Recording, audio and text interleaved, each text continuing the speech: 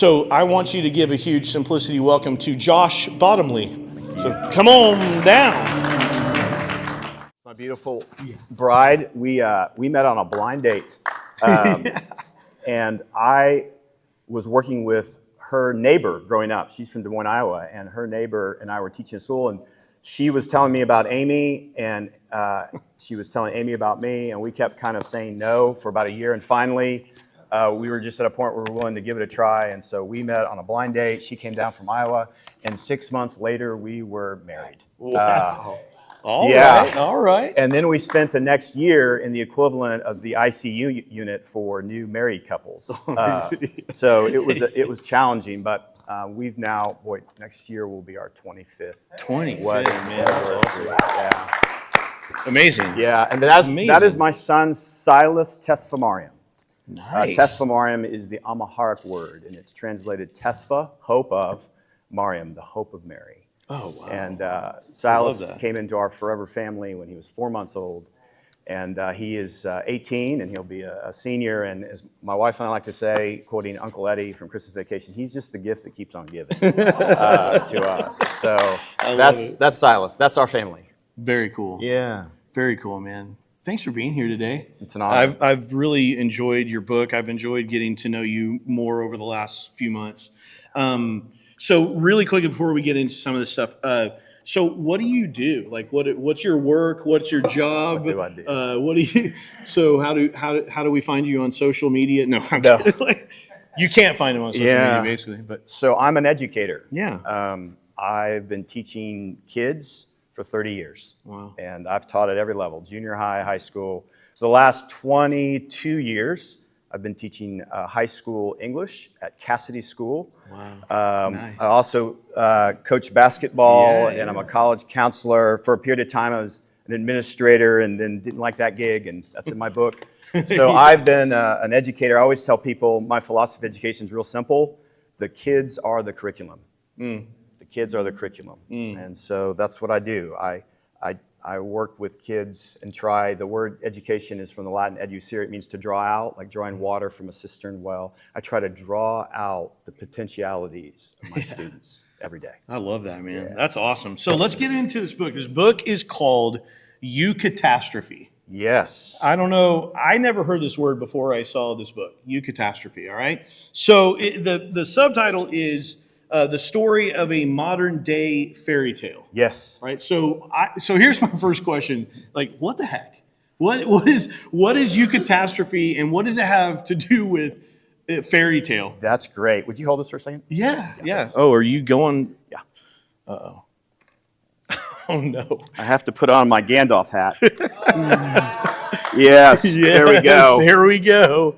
So I found that the nerdier you're willing to be with your students, the cooler you are, right? Yes. So I am actually at Cassidy. I've got the nickname Gandalf. I've been teaching a Lord of the Rings seminar for 15 years, and it's a popular senior seminar. So one of the things that we do before we jump into Lord of the Rings is we read an essay. It really was a lecture that Tolkien gave in 1936 at St. Andrews University, and it was his attempt in front of his contemporary colleagues to make an apologetic for the relevance of fairy story in the modern world.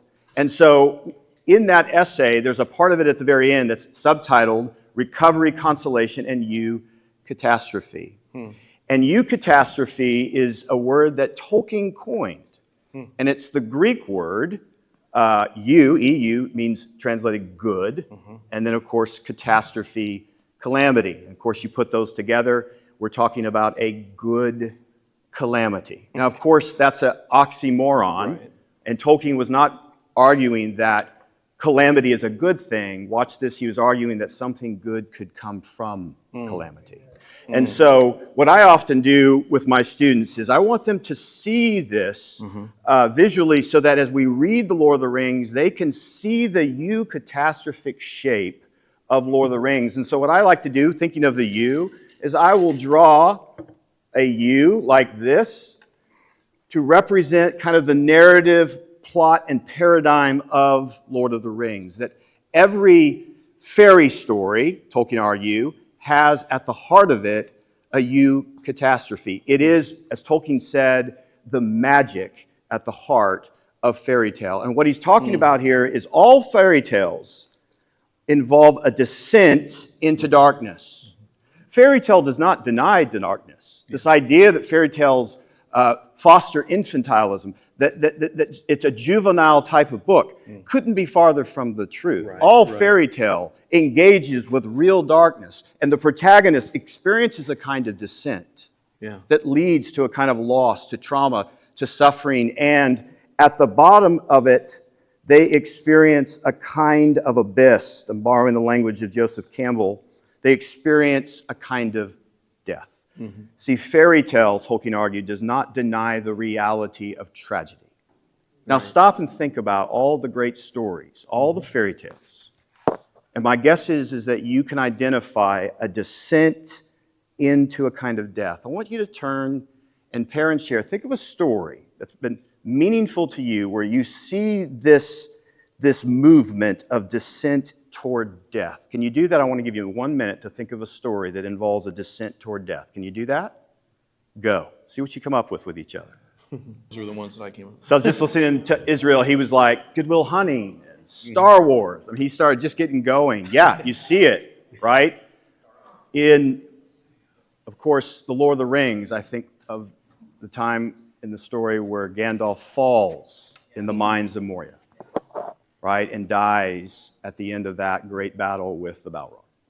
I think of Aslan, right, and I think of the witch bringing down her knife on the stone table and killing Aslan. See, eucatastrophe does not deny the reality of tragedy, but watch this. This is what Tolkien was arguing.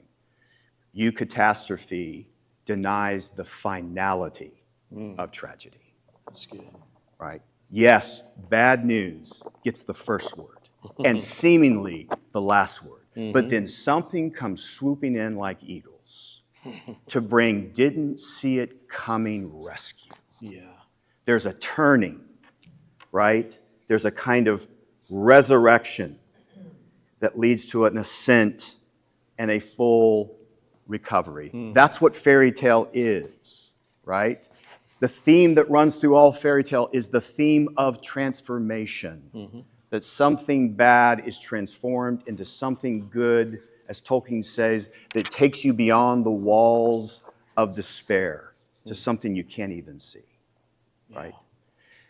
What happens to Gandalf, right? He's resurrected and returned to finish the mission. Think about Aslan.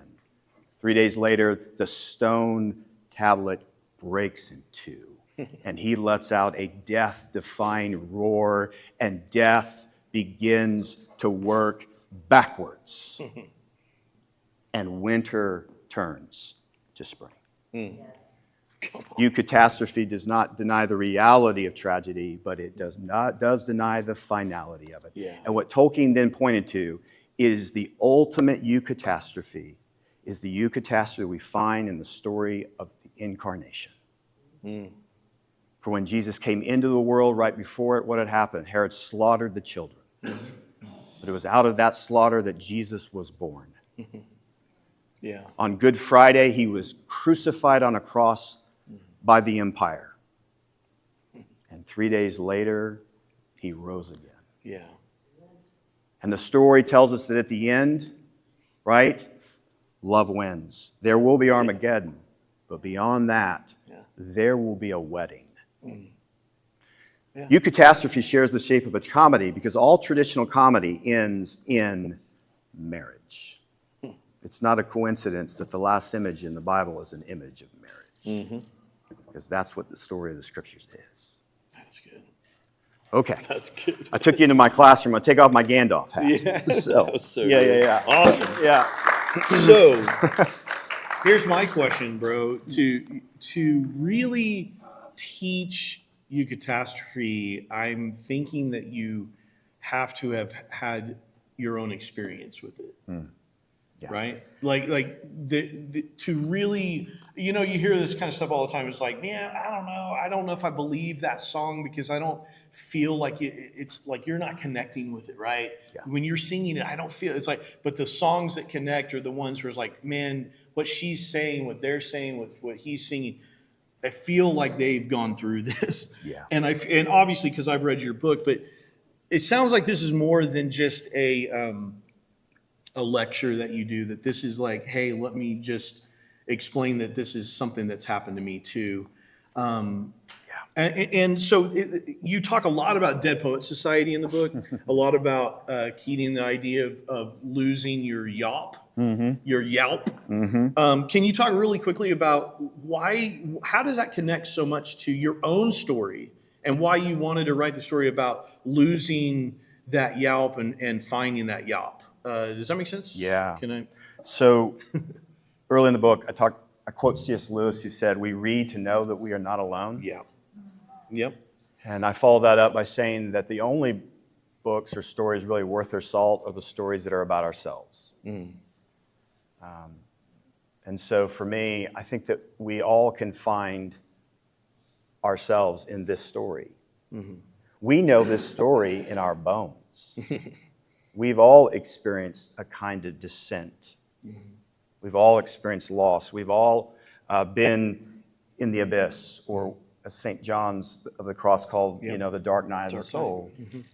So this is our story. It's not my story, it's our story. And so by me kind of trying to tell my story, I'm really inviting you into your own story in hopes that, and I'm speaking from Brene Brown, that we can that by me bringing the darkness into the light, right, and owning the whole story, that it can allow you to bring the darkness in light, because that's where liberation is, right? And so what I do in this book is I tell the story of my descent into real deep, dark depression, where I kind of really left my calling, which my calling was to be a teacher, to be an educator, to stand up on my chair and get my kids to yawp. I literally had called a yawp day. We would read Walt Whitman, and then we would yawp until Mrs. Dollarhide, the principal, would tell us to come in and get off our desks and be quiet, And so I was that teacher that was trying to inspire kids to live out their life in pursuit of the deep marrow, right? But then what happens in education is, if you're a good teacher, they promote you into administration. And an administrator is nothing like a teacher, right? As a teacher, you spend your whole day working with kids. You love kids. That's why you get into this work. Administration, you spend your whole day working with adults. And frankly, I didn't like working with adults, managing adults. And what happened is that when I stepped up into administration, I experienced this paradox where my moving up caused me to begin to fall down. I was falling upward. And so slowly over 5 years, I lost my yawp, and I went deeper and deeper and deeper into depression. And it just happened that when I stepped into leadership at this school, we experienced COVID. So I had to help build a virtual school, which was no fun, right? And then we went through CRT, and I was the one who became the lightning rod of controversy because I happened to post some content on social media that got picked up by a small MAGA group, and then they used that to literally create all sorts of controversy in the Cassidy community, which led to me having to resign. And that's when everything kind of broke. And before I knew it, my dad was taking me to Dallas to a clinic to spend 3 weeks to try to put the pieces back together and just get me back to a place where I wanted to wake up in the morning. And then through that experience, I experienced the grace of the Eagles. There was just all these moments where there was just grace that helped me recover to where I am today. Yeah. You talk about the day that the deep, dark depression really hit was Easter Sunday morning. Yeah. Right? And in this is my favorite quote of the book, and forgive me for saying this in front of a mixed company, but you wrote it, so it's really your fault. I wrote it, yeah. But you said, it's funny because it's Easter, right? It's the zenith of the Christian tradition. It's like everything is resurrected, everything is new, everything that's old has passed away, everything has become new, right? It's like this, it's the Super Bowl of Christianity, and you're like, and you say, and I'm sitting there defeated, dark, one, and he says, and he goes, and all I wanted to do was die. And he said, you wrote, fuck resurrection, leave me in the tomb. When I read that, I mean, to this day, you know, because I've talked to you, like, this quote hit me so hard. Yeah. So talk about being a pastor's kid, Yeah. a PK, right? You all the stuff, and you're successful. You're doing all the things that you're supposed to do, but on Easter Sunday morning, you're like, F this.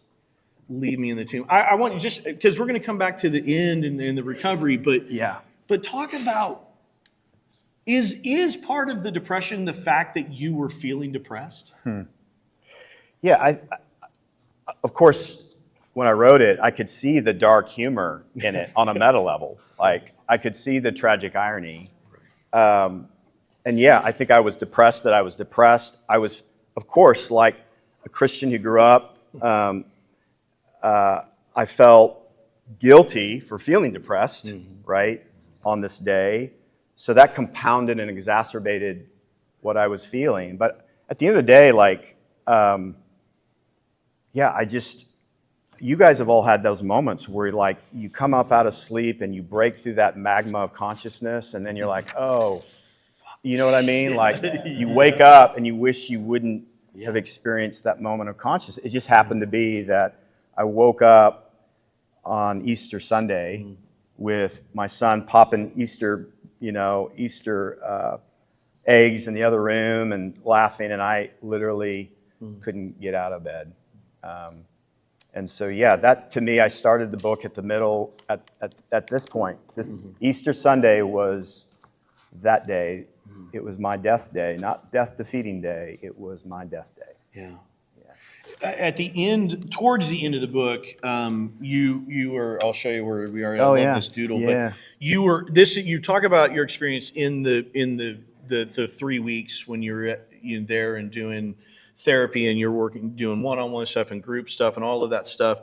And you said they asked you to do something and talk about, like, towards the end of the process, what are you feeling? What are you thinking? What are you looking forward to? And you said, I doodled a figure that was a person inside a galaxy of circles, and each circle is distinct yet connected and integrated with the others. And then you said, as you were telling this story and showing this doodle to the group, you started to feel alive again. And you said, it was, what I felt was the gift of joy. And you said, it's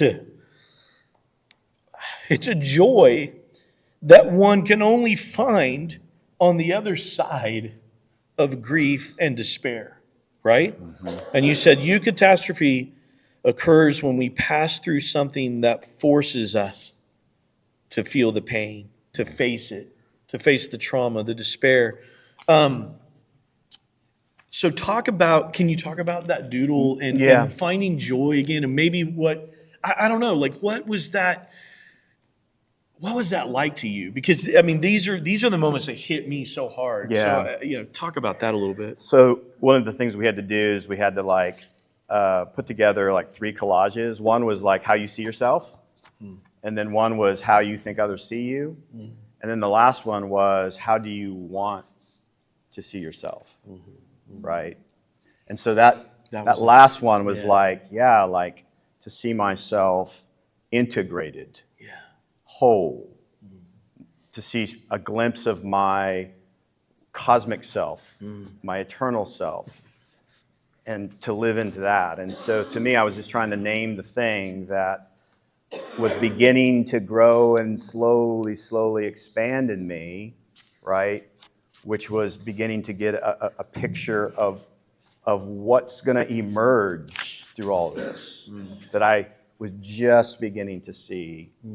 But it was filling me with joy, this deep down sense that all is going to be well. Yeah. And that's Yeah, I didn't see it coming. Yeah. I didn't see it. The power of art, the power of art to help articulate and express something that transcends language. Yeah. You talked about really quickly, and then I want you to finish up with some, these are things that just hit me, but you talked about the idea of becoming a dirt clod again, like you get down in the dirt. And so much of this book, my favorite part of the church calendar is Lent. And I think it's my favorite because I was never introduced to Lent growing up in the evangelical church that I grew up in. I didn't even know that there was such a thing. And I love that the church fathers and mothers actually said, no, let's go through 40 days of Lent. Let's go through. Resurrection doesn't mean as much until you've gone through the dirt. Richard Rohr talks a lot about, second half of life. And the only way that we enter into the second half of life is most likely going through an unbelievable tragedy and trauma.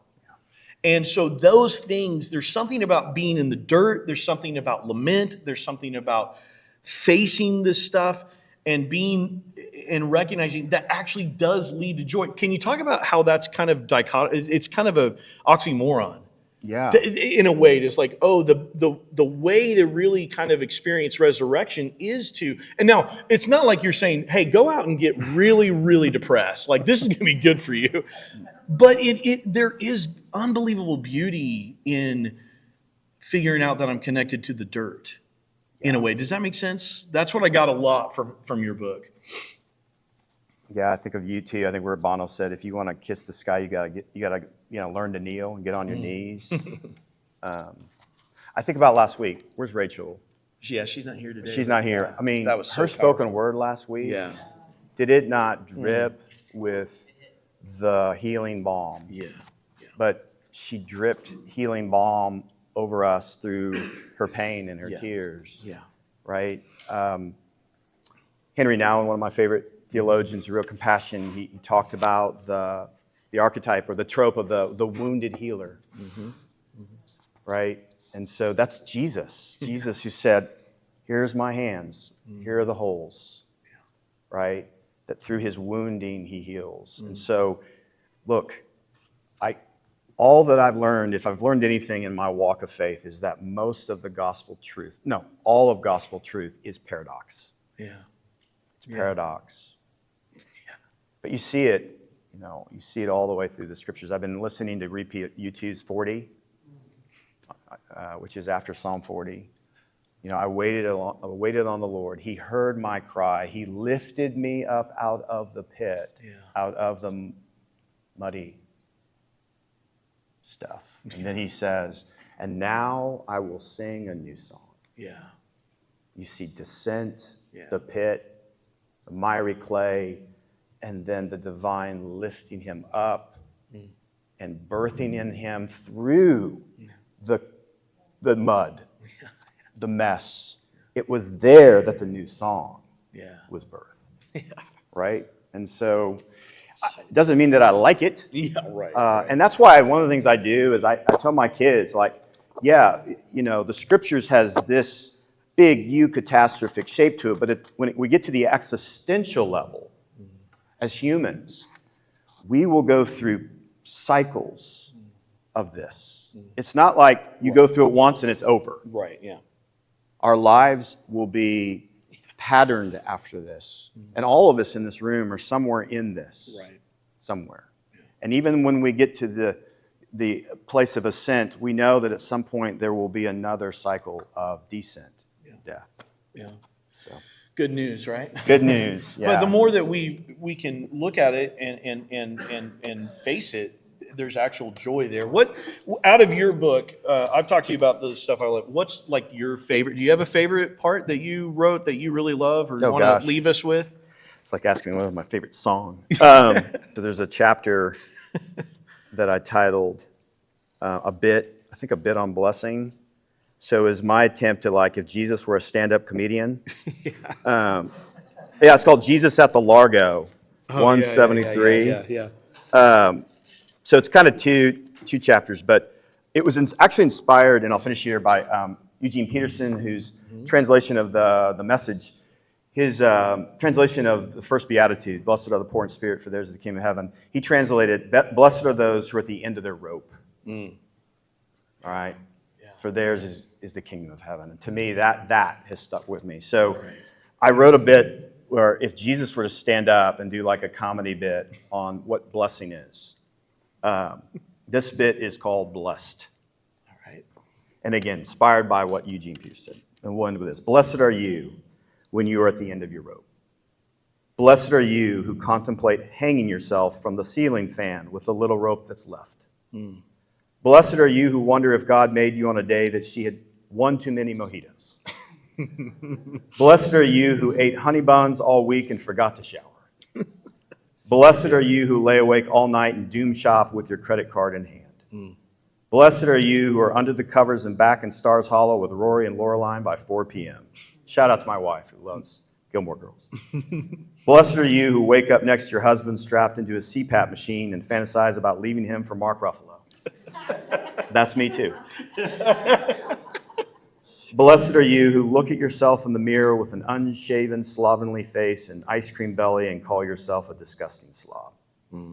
Blessed are you who fantasize of driving your minivan over a cliff, waving at your kid's husband and mini schnauzer the whole way down. Blessed are you who wish someone would take you behind the barn and end it like Old Yeller. Good news.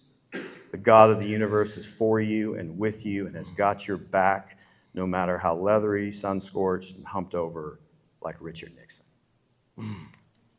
Oh, my God. Yeah. Thank you. So you Dude, oh, my gosh. Let's give Josh a big hand and thank him. Thank you. I want you to stay up here. Yeah.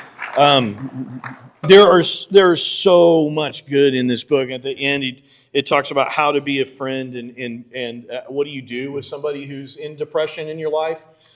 You talk about what to do if you're in depression. You talk about how to, because you talk about friendship and family showing up for you and how they let you be and didn't just chastise you for being down and like, why aren't you out of this funk by now? You know, that type of stuff that people walk. So there's so much good. So Josh wanted to do something for us. And so right back over here, here's what we're going to do. Josh, this was his idea, by the way. I try to be nice, but Josh was even nicer. And he said, I want to give every family a book. So, but here's also what we're going to do. So if you're a single, you get a book. If you're a family, you get a book. All right. So, because I don't know if we have one for every single person here, not single, you know what I mean? Yeah, we don't have one for every individual person, but every family gets one. All right. Here's also what we're going to do. I want Josh to do a Sunday school about this book.